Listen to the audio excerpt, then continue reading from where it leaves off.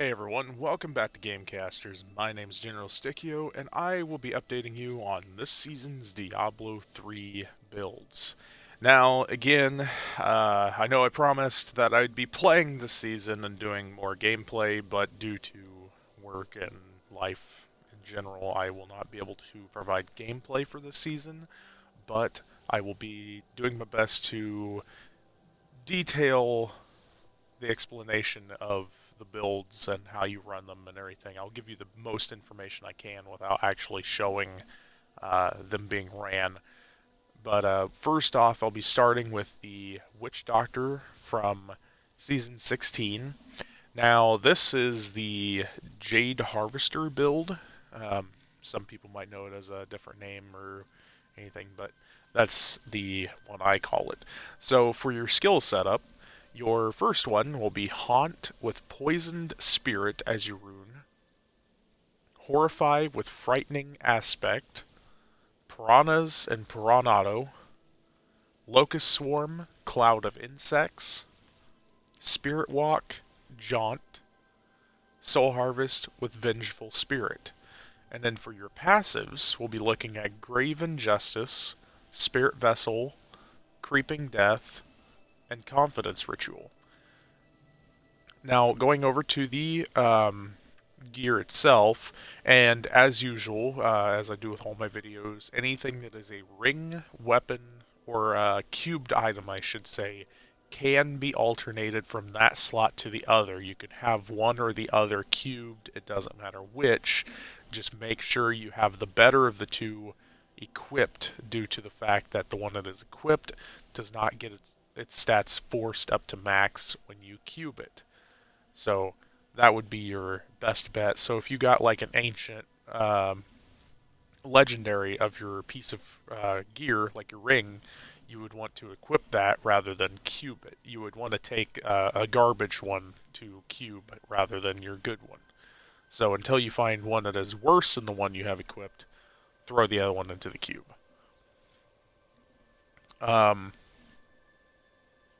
So for weapons, we're looking at the Sacred Harvester with poison, damage, intelligence, crit hit chance, or crit hit damage, my bad, uh, maximum mana, and chance to deal area damage on hit. Now that's what this person has re-rolled, so that I'm guessing is something that they're trying to get maxed out. Um, and usually the weapon is one of the harder ones to get maxed out.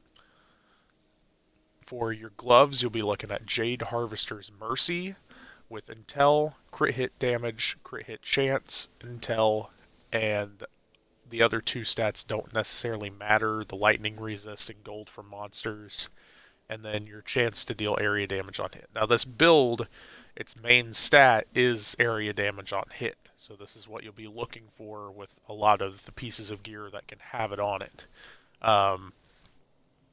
Depending on what you might want to make up for it with something else, it all depends, but that's your primary stat you'll be looking at.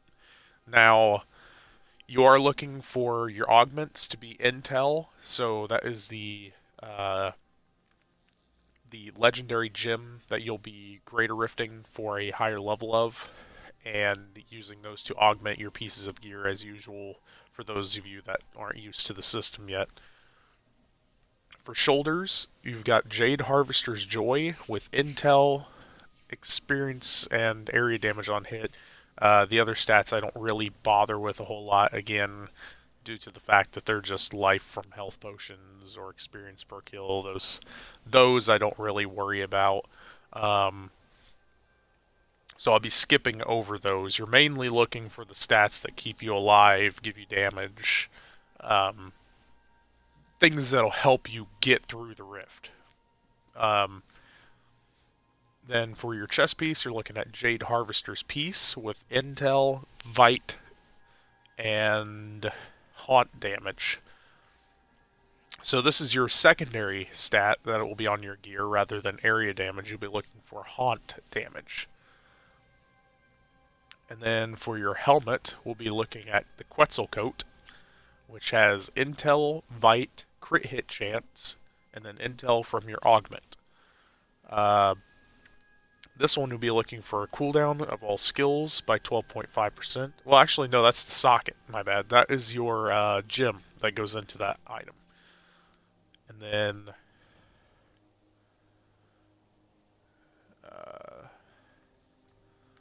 looking for. I may have jumped over skills here. Maximum mana for that one would be. Okay, yeah, so those are your gems. There's an emerald in the weapon, uh, topaz in the chest, and diamond in the helmet. So far, at least. And then for the necklace, we're looking at a Traveler's Pledge and Compass Rose combo. And that will be poison skill damage, crit hit chance, and crit hit damage, with a Bane of the Stricken legendary gem socketed into that. And then we'll go ahead and go down to the Compass Rose, as these two are pieces of a set. You'll be having Intel, crit hit chance, crit hit damage, and then Intel from your augment, along with a Bane of the Trapped in your legendary slot. Moving back up, we'll be looking at Lakumba's Ornament. This will have poison skill damage, Intel, Vite, crit hit chance, and then Intel from the augment. And moving on to your secondary item, Vile Hive with damage, Intel.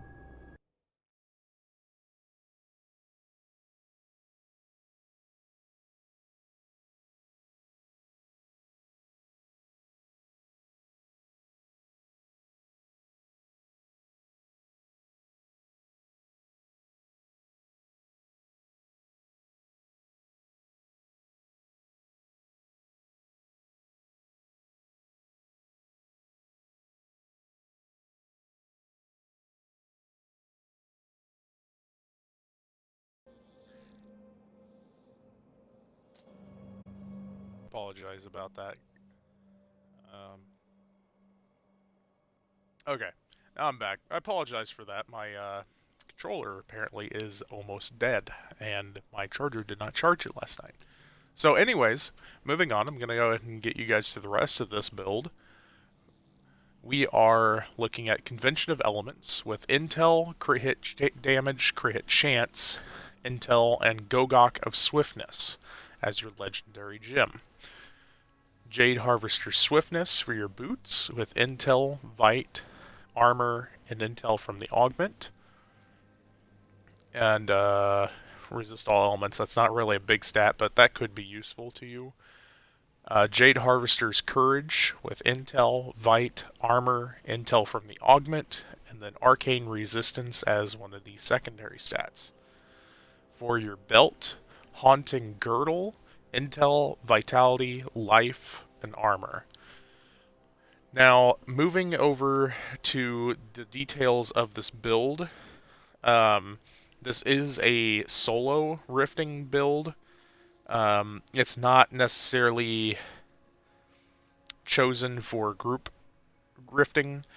Its mobility at long distances is just not really recommended for group rifting, just because there's some builds that move really fast, and this is just not one of the ones that can keep up with the speed of getting through it. But it is a really good solo rifting build. Right now it's currently the top one on the leaderboards for Witch Doctor, so we'll see where things go near the end of the season. Now, looking at the cubed items, because I almost forgot these like I usually do, we're looking at the Furnace, Belt of Transcendence, and Ring of Emptiness. Now, like I said, guys, you can swap any one of these three items out for the other equipped items. So you could have a Furnace equipped. Or actually, no, you wouldn't want to do that with the Furnace. The Furnace is a two-handed weapon, if I remember correctly, so that would not work with that one. However, the belt and the ring could be swapped out for the other ones. So either or could be cubed. But I don't believe you could do it with the Furnace due to the fact it is a two-handed weapon. And this build runs an offhand item, the Mojo. So that is the only time that idea doesn't work, is when the item would take up more than one slot compared to having it cubed. So That's the only downside I'm seeing here. Um, Aside from that, there's not really much else I can think of to tell you guys. You got all your legendary gems and all the armor. You got all the skills. Um,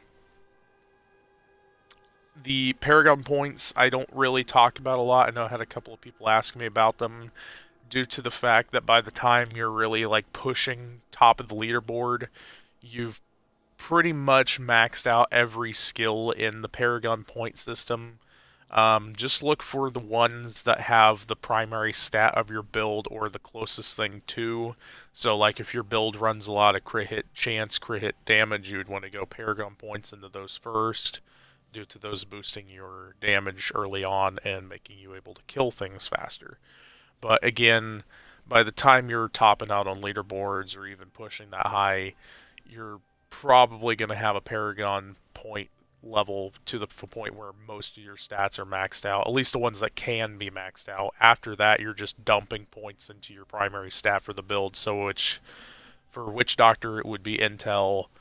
Same thing for like Wizard and any other build that uses Intel. You would just dump the rest of the points you continuously get into that stat because a while back I did the math. Intel transferred to damage, and or at least main stat transferred to damage, and those points do matter. Every point of your main stat that gives you damage will increase your damage by a noticeable amount. I haven't done the math recently, so I can't give you an exact number, but I can tell you it does matter a lot. So make sure when you're getting an augment on your item uh, that you get the highest you possibly can. Don't just throw an 80 on it. Don't just throw a 90 on it. If you can top out at a rift like 110, 120, get that gem up to that level if you can. It is worth it. I know it's a grind, but it is going to help you push even further in the end. And then where the grind comes in again, you could try to regrind that back up to the next rift level you get to. It's all a matter of just pushing as high as you can, rebuilding up, pushing further and further and further until you hit the highest you possibly can. But anyways, thank you guys for watching. This has been Gamecasters with the Witch Doctor Season 16 Diablo 3 build, and I will see you guys next time.